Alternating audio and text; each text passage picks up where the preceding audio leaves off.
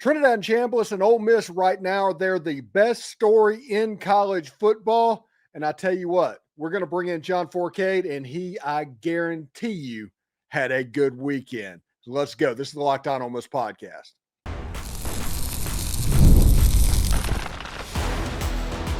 You are Locked On Ole Miss, your daily podcast on the Ole Miss Rebels. Part of the Locked On Podcast Network, your team every day.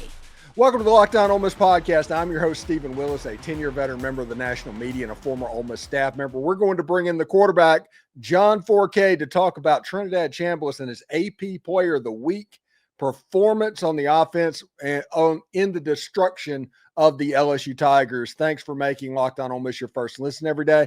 And please give us a like, subscribe, or comment on your way out. Find a second listen on the network. Nearly every team, college or pro, is available. Today's episode is brought to you by FanDuel. Right now, new customers can bet just $5, and if your bet wins, you'll get $300 in bonus bets to use across the app. Download that app today. All right, John, one thing's interesting. Before we get started, you're going to have a good year, aren't you? I'm looking forward to this year. Yes. If the lane train don't screw me over, I'm gonna have fun with that. The poor Saints, put them somewhere else. But I'm riding the Ole Miss Rebels and Lane and Trinidad, and I'm looking forward to it. And you got 365 days I have to enjoy this win, and all my LSU, cronies down here, they got to take it. They got more excuses than you can, what they say about excuses. We all have them. Exactly. And, somebody from New Orleans is probably even a little bit extra special because, listen, I am hours away from the state of Mississippi. I do not live in Mississippi. I don't live close to any of them. They are all over me, just swarming me before this game and threatening me and all of this stuff. And I was like, okay, that's fine. But when Ole Miss wins this game, are you going to show up on my show? Because if you're not, I don't care what you have to say. But if you will, and if you're man enough to do that, none of them showed up. Not one of them showed up. Well, they're trying to. If they would have showed up, they would have had a list of excuses of, this is why we didn't win. This is what happened. Blah, blah. Don't want to hear that. I just want someone to actually show up, and I got to go through it too. I got to talk to people on the air. I got to go through the guys trying to mess it excuses. I said, give me a legit excuse. You can't say, well, Nussmeier's hurt. I'm like, well, if he's hurt, don't play him. Simmons is injured. We didn't play him. We don't have this. We don't have that. I'm like, y'all told me before the year started, LSU's offensive line, they went in the portal and got all these great starters. You can't run the football. You suck. You can't run the football. Second, talk about your running back. Well, you had one running back that didn't play, but you got the 5-star best player running back in the country last year in Barry, and you just started playing him. You can't talk about your receiving core because you got really quality receivers. Then I go, well, wait a minute. Thought y'all were talking about how great y'all defense was. I thought LSU had probably the best defense out there and everything. I told them that we could have put 38 points on the board easily in that game, like you had made a comment off the air. We had 14 penalty. The young receiver, forgot his name, number 19, that slips on my fumbled at the one. He fumbled at the one, and then the guy at the end of the game on the 4th down pass play, if he could have walked into the end zone, he decided to slide it down in the game right there of 19-24. And just remember, it could have been 31-19, could have been 38-19 if you want to look at that. So all the guys can win, and they got a whole 365 to make excuses. I tell you what, one thing's interesting. Like I said, Trinidad Chambliss got the AP Player of the Week on the offensive side, and he made a pass against LSU that was honestly, it was an NFL level pass. If you look at the window of where that was completed, he didn't even see a receiver getting open until the ball was already thrown. It was 3rd and 14. It was an 18-yard pass to Trey Wallace. It was a dig route, as you explained. He makes one pass per game that just makes you go, wow. And it's one of those things that I shouldn't be surprised at this point, but it still happens. The thing about it is, when people look at, they say, well, guys throwing for 300-something yards, they only scored 24 points. He can't control what happens after the kid, gets the football. He fumbled it at the one. But it didn't cost him the game. But that pass play there, I know exactly what happened. You saw it. It was sort of like a cover two, and that's the window of opportunity is in the middle of the field. He waited to one receiver that was underneath guy, ran his route just to make the guy slide over, and I'm talking about the linebacker, enough where, okay, I'm throwing the ball now. And he did it perfectly, right behind the ear of the linebacker, and the young man caught it low where, he had to go down and get it. The guy made a great catch. The ball was thrown, 3rd and 14, picks up the first down. He moves the chain, and now he's, I thought they might have overused him a little bit too much in that last series of running the football. I would have let Lacey run it a little bit and change it up because LSU kind of felt like, well, we're going to let the quarterback run it. But listen, the young man is, like they keep talking about, well, he played in front of like 5,000 as his biggest game in college at the D2 level. He averaged like 1,000 fans a game. He won a national championship. It's D2. Who cares? The kid is a competitive player. He ain't the biggest of quarterbacks out there, but he comes to play. He's composed. He doesn't let a lot of things get to him. I didn't see the guy in the 3 games I watched him play in get rattled. He's not playing, 5,000. He's not playing in front of 1,000. He's playing in the greatest conference of all history of college football, the Southeastern Conference, where you got 70 to 100-something thousand fans a game, no matter at home or on the road. That's just not going to get easier.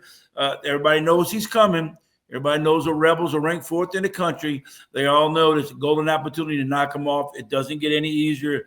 The games in the schedule they have left. It's a tough games and tough scheduling. But the kid doesn't let a lot of things get to him, and that's because of Lane. Lane's kind of said, look, son, you've done great for 3 weeks. You got a lot more games left to be played if you want to get to that ultimate, playoff picture. I don't think Lane cares if he plays the SEC championship or not. As long as you're picked one of 12 teams, who's going to even think about who played in the SEC championship game? It doesn't guarantee you win a national championship. So go out and just keep playing this game. Yeah, you're absolutely correct there. One thing that's interesting, and one thing that I really like about Trinidad, he runs the 4-minute offense. Last year, Ole Miss lost 3 games because they could not run the football and could not do 4-minute offense and bleed the clock when they needed to do it. And they lost 1-possession games. Up against Kentucky, he 4-minute led down for either a touchdown or a field goal at the end of the game. Either way, it put it away. Against Arkansas, he ran the ball after the fumble recovery by Whitehead Williams, ran out the clock that way in the 4-minute situation. And then against the big, bad $18 million LSU defense, he ran the final 5 minutes off the clock in 4 minutes offense. I mean, that is a big deal. That is one of those things everybody says, well, we're about to find out if this D2 quarterback can handle this LSU defense. I was like, you're not understanding the situation.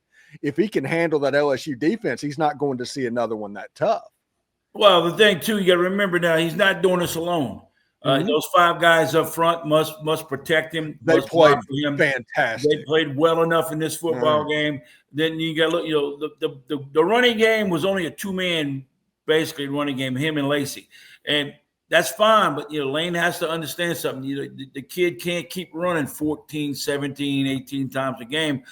That's when you got to be prepared that he's going to get banged up. And I'm hoping that they cut it down a little bit. But you were right. The games you mentioned at the end, he took the 4-minute offense, and that goes to Lane. Because when you made a comment about, well, last year they lost those close ball games, that was on Lane. I watched the game, the Georgia game, the Kentucky game, and the LSU game. 3 losses that that Ole Miss was the better team, should have won the football game. But I thought Lane's style of coaching cost them those games. You don't see that this year. Yeah. You're seeing him settle for the 3 points. You see him saying, we don't have the greatest defense in the world, but maybe we might make a play here and there. I mean, Ole Miss is 112 against the run. LSU just can't run the football. And that's their issues. But Hey, Ole Miss don't care about that. They came into this ball game. If we just go out and play defense, things are going to happen for us. They got turnovers. They made stops. And then on the offensive side of the football, just get it in the hands of the big offensive line. Let them do their job. Play selection is important. They use the quarterback. They use the running game. They use the tight end. They made some adjustments and things. And I think Lane has got to the point now, they got to have that kind of his style of play is up-tempo offense, but then he knows that when we have to, I can go down to that 4 minute of cruise control offense. Take your time, don't have to up-tempo it, get the right play selection. It's like he got two different game plans, and it's worked out so far. They're 5-0, sitting fourth in the country. Yeah, and when we come back, we'll talk a little bit about the hype machine with Ole Miss coming in ranked fourth in the country. We'll talk about players of the week. We'll talk about Trinidad Chambliss and FanDuel and betting lines for the Heisman Trophy, all of that stuff when we talk to the quarterback coming up next. All right. First, I do want to let you know, caffeine just got a flavor upgrade. 5-Hour Energy Shots are delivering tasty caffeine in 17 bold flavors. Each 2-ounce shot is providing the caffeine of a premium 12-ounce cup of coffee plus vitamin B and nutrients, all with zero sugar and zero crashes. That is what I love most, how portable they are. Big taste, tiny shot. You can take it anywhere and get that boost when you need it. Honestly, it's really kind of cool how fast it kicks in and that it's sugar-free. Sugar's the enemy, right? So you don't have to worry about crashing out later. Enough with the boring, flavorless caffeine. It's time to give your caffeine a flavor upgrade with 5-Hour Energy Shots. Get the favorites you love or be bold and try something new in store and online at 5hourenergy.com or Amazon today. Do us a favor, like and subscribe, comment on the video, subscribe to the podcast on whatever audio podcast you're listening to.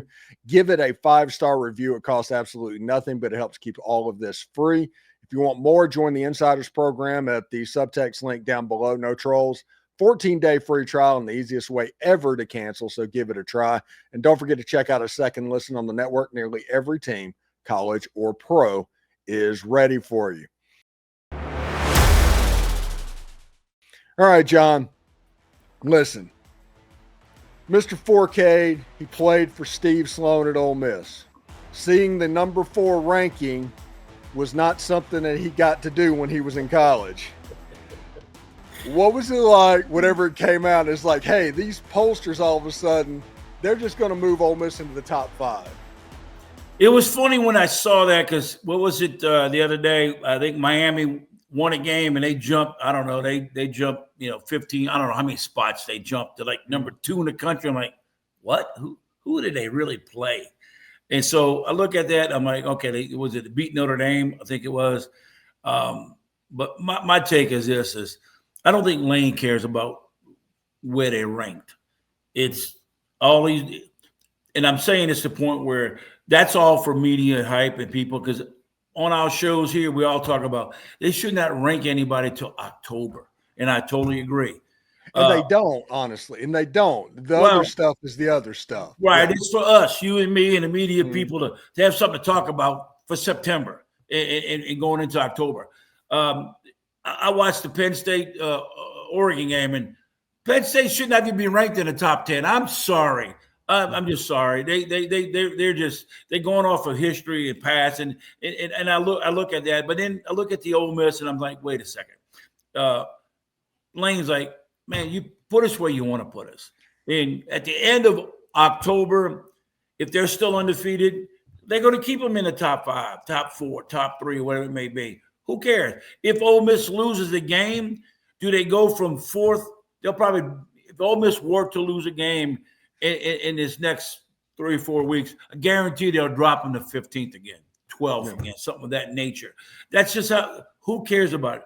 Lane's like, man, just give me in the top 12 at the end of the year.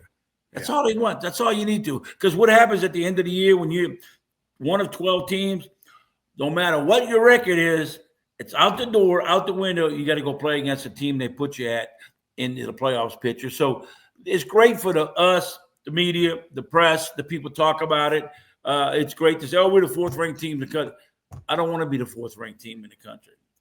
Come February, I want to be the number one team in the country. That's the national championship. And that's all Lane's trying to do with these guys. And he'll get with them and say, hey, guys, fourth in the country right now don't mean squat. You know, you can be 15th, 16th in the country today. Come December, that 15th, 16th team in the country could ease themselves into a top 12, and that's all that matters. So who cares? Lane's going to control these guys, and he knows right now it's week to week, because when you're in the SEC, you know, I know you got Washington State and Citadel popping on the schedule down the road. But when you get to them, you get to them. But right now, when you come back from this break, you got to start playing some serious football again, because, you know, you got Georgia, you got Oklahoma, you got some other teams coming up here down the road. You know, Mississippi State looks like they can give you, and you know how it comes with the Egg Bowl at the end of the year. You do not want to lose that if it means getting in the playoffs. So a lot of football to be played. 5 games is nothing. You got 7 left. You know, one thing would be interesting with the way it's all set up, and I totally agree with what's going on. That Georgia game, that Ole Miss was, what, 112th, I think you said, run against the run. Correct. And run defense. Georgia's going to run the ball downhill. It's going to look like Vince Dooley is calling plays for the Georgia Bulldogs, right? Herschel Walker back there with Buck Bellew. Yeah. Yeah, it's one of those things. So Ole Miss has 3 weeks, essentially. This week, the bye week, Washington State next week, and then the Georgia Bulldogs. They need to be a finished product in the front 7 before the Georgia Bulldogs, because if not, it's going to look more like 2023 than 2024. Well, you know, you got to also remember they're not playing that Georgia game at home. They got to go to Athens after what just happened against the Crimson Tide. Georgia's got a game this week. You know, they play Kentucky, probably, you know, win by 20. That's what the spread is. But I think Lane has to realize, look, let's just get healthy. Washington State's coming in on my birthday, matter of fact. I'll be in Cabo. I won't be able to be there for that game. I'm going to enjoy Cabo for the week. But when I do get back, you know, it's going to be interesting to see what Ole Miss can go into that Georgia game. And they got to get ready, get all their guys healthy. Lane's just got to say right now, it's week to week. You know, don't even look at the schedule. Don't even worry about where you're ranked. That stuff's out of his hands. He can't control the rankings. What all people say, you and me, and the national media people talk about the Rebels. That's out. You know, if Lane just focuses, look, guys, it's this game. The Georgia Bulldogs, even though they got 1 loss, doesn't mean that team can't beat you. And, you know, the thing I'm talking with people, if Ole Miss can finish a year with less than 2 losses or less, they're in it. Mm-hmm. Yeah, that's point blank. And I'm telling you right now, I've talked to we've been on the shows talking to some people. They're saying, well, how many teams you think in the SEC? I said, let me tell you right now, they could be 5 teams out of 12. They could be 5 teams out of 12. Because I broke down ACC, only 1 team I'm thinking is going to come out of the ACC. All right, the Big 12, 1 team. One of them, you know, lower, what do you call it? The group of 5, I'm thinking 1 team there. Mm-hmm. The Big 10, you might get 3 teams. You might squeeze a 4th team. But I think the SEC is going to get anywhere from 4 to 5 teams. That's how good they are. Yeah, they should. And I looked at the rankings when they came out this week. Do you know that there are 4 SEC teams this week that have a single-digit ranking? And it's not Alabama, not LSU, and not Georgia. Yeah, it's amazing. You got Ole Miss, you got Texas A&M, Texas, and OU, 3, and Oklahoma. That's 4. Mm-hmm. I've still got my doubts about Oklahoma, but you know, I'm glad for them because we want to see that. That's good for the SEC. I mean, now look at how many teams are in, let's say, the top 12 for whatever it is. How many SEC teams? The other day, I looked at the rankings. I can go back top 20. That's what I did. I took the top 20, and they got 10 or 14 teams of the SEC. Top 20 has 10 teams from the SEC in the top 20. How many college football teams are there? And in the top 20, I'm not saying the 25, top 20. There's 10, half of the 20 teams in the top 20 are SEC schools. Yes, and Yeah, and we're going to talk about it whenever we come back from break. We'll talk about some of the SEC games this weekend. And one of those top 20 teams, the Vanderbilt Commodores, and they're getting game day. We'll talk about that with the quarterback as soon as we come back. All right, I do want to tell you, one of the tools that help make a huge difference for business owners is Quo, formerly Open Phone. It's the same great business phone center system you've heard me talk about before, just with a new name. And here's why it matters. Every missed call is money left on the table. When every customer conversation counts, you need a phone system that keeps you connected 24/7.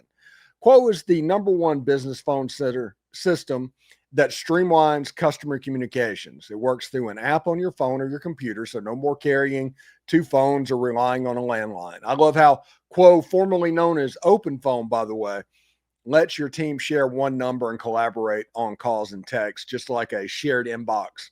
So no customer gets left hanging. See why 90,000 businesses trust Quo, formerly Open Phone. Get started free and get 20% off your first 6 months at quo.com/lockedoncollege.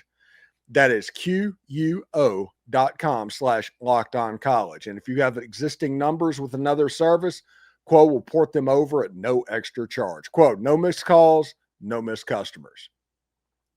And the NFL season is here, and FanDuel has an offer you do not want to miss. Right now, new customers can bet just $5 and get $300 in bonus bets if you win that first $5 bet. That's right. Pick a bet, put down $5, and if it hits, you'll unlock $300 in bonus bets to use across the app. One of the bets that are out there right now, Trinidad Chambliss, the quarterback for Ole Miss, plus 1,200 to win the Heisman Trophy. That's good enough for fifth in the country. Trinidad Chambliss is there. I love how FanDuel gives me so many ways to play. You know, you do the parlays, you try player props, even live lines during the game. It makes watching football even more exciting when you've got a little something riding on the action. Whether you're a casual fan or love diving into the stats, FanDuel makes the game day experience so much better. So what are you waiting for? Visit FanDuel.com or the FanDuel app today to get started. All right, John, one thing's interesting. College game day will be in Tuscaloosa, Alabama for Vanderbilt playing on the road. And I'm very happy for the Doors, what's going on, and the fact that they're getting game day, and they're actually a good team this year.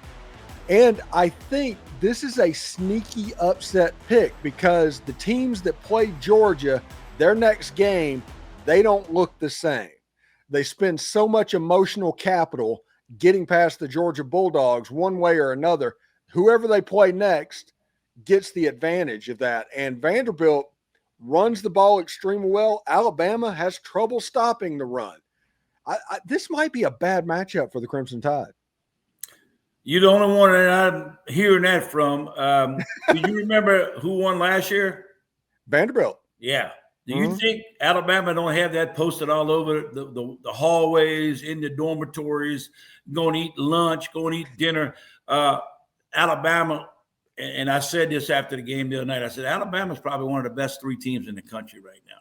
And the reason I'm saying that is because after they lost to Florida State, look what they have done. Yeah. They've beaten some teams. They know right now we got a revenge game. You know, you can say all you want, and people are coming off that stuff about losing to Georgia, playing to Georgia, they will not be down for this. This coach has got a different swag about him now. It's a 9.5-point favorite. I got Alabama double-digit winning on this game. It should be interesting. And they did the stadium expansion for Dudley Field in Nashville because it was pretty sad for a very what was it, 30,000 to 32 now?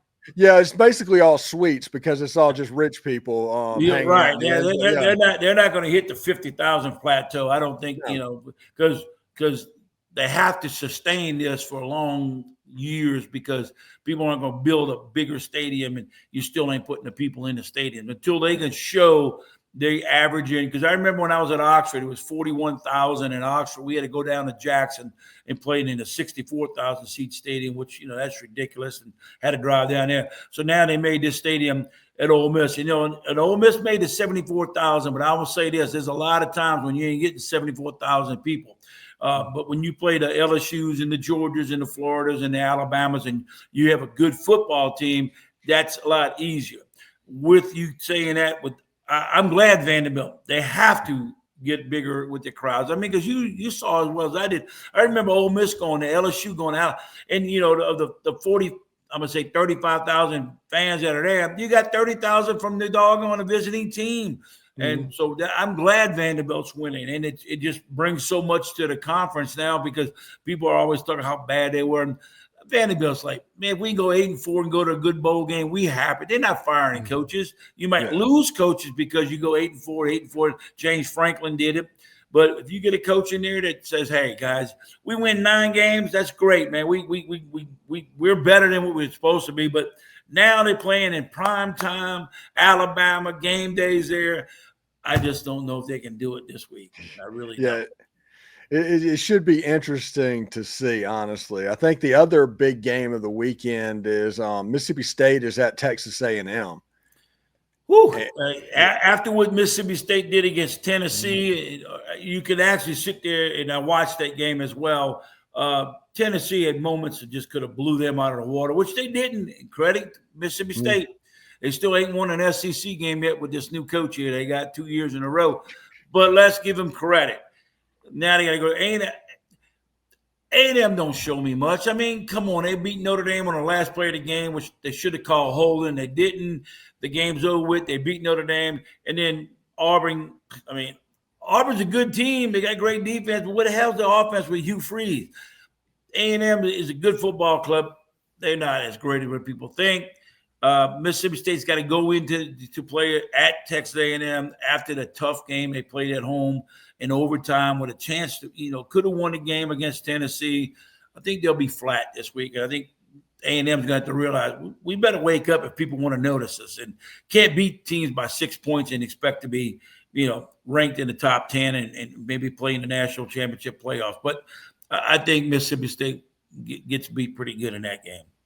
Well, real quick before I let you go, speaking of A&M and Auburn this past week, 1 yard of offense for Auburn in the fourth quarter, and they went 0 for 13 on third down. Yeah, that's not a recipe for winning games. And I'm trying to say, I heard it this morning. Someone was talking about it, like, what's Hugh Freeze doing with his offense? What is the deal? And somebody said, well, maybe you need to bench the quarterback. Maybe you need to fire that offensive coordinator or figure out something, because – you got to figure out better solutions to put your players in better situations to do things. But Hugh Freeze is going to be on the bubble if they lose 4 games this year. They're not happy in Auburn, Alabama. He might save his job if he beats Auburn, but if he loses 4 games, I think they'll be looking somewhere else. Yeah, it should be pretty interesting. Anyway, John, what do you got going on this weekend, buddy? No, this weekend is just a chill around the house, getting ready because I leave following week for go to Cabo. It's going to be football, watching again this weekend. Ole Miss is off, obviously. I got my nephews, they coaching, and I might go watch a couple of their games over the weekend, Friday and Saturday, and figure it all out. But it's just getting ready for Cabo, a week in Cabo, playing golf on the ocean, chilling out, find me a nude beach to go hang at. Just kidding you. Just go chill out, relax, and go see a big white beach whale on there. That'd be me. But no, we're just going to go out and have fun, and I'm just relaxing. How about yourself? What you got lined up in Florida this weekend? This weekend, I'm going to take it easy. With it being a bye week, that means I don't have to do any shows on Saturday. That means I don't have to do any shows on Friday. So I'm going to have 2 days off this week and kind of recharge for next week, because the next burst is about to happen. Yeah, and I'm going to try to win a few dollars in golf before we leave next week and see if I can, give me some money to take on my trip. Yeah, exactly. Well, be safe heading down there and have a good time, buddy, and happy birthday early, man. Thank you, Steven. I'll see you next time, buddy. All right. Take care, bud. Take care, bud. Enjoy. All right. Thanks again for making the Locked On Ole Miss podcast your go-to source for Ole Miss sports. We pride ourselves on offering the most comprehensive perspectives, which is why we're the front door of Ole Miss. If you don't believe me, Google Ole Miss podcast and see how much this show comes up. Don't forget to subscribe, like, and comment. It helps the show. It's absolutely free. Your support means the world to us. In another big moment for Locked On, college football fans, Locked On and Fire TV are presenting College Football Kickoff, your ultimate college football weekly preview. Drake Toll of Locked On Big 12 leads the conversation, a long-time two-time AP Coach of the Year, Gary Patterson, former college star Jesse Holley, and Locked On's local experts. A college football preview show only Locked On can do. Catch College Football Kickoff every Thursday throughout the season, only on Fire TV. Hotty toddy, everybody. Remember, analytics are just the old English word that means bad football. We'll see you tomorrow.